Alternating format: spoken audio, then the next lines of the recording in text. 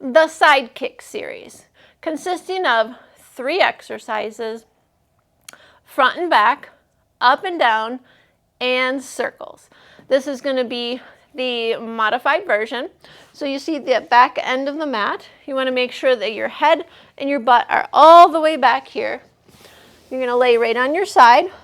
Now your positioning, your head can be down here. You can have it supported. Take your pick, does not matter. Bend your bottom knee. Put your top leg in the corner of the mat. And then feel at the back of the mat. Make sure your back is right along this back edge, meaning your butt and your head. So there's a straight line from your head, your shoulder, and your hips are stacked. Take your hand in front.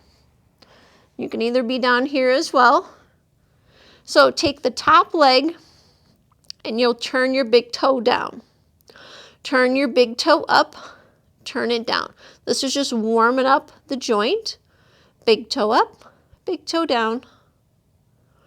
Now, the Sidekick series front. Toe, your pinky toe is up to the ceiling, kick front, and kick back. This is the perfect way to do it. Now I want your hips to stay stacked, your shoulders to stay stacked.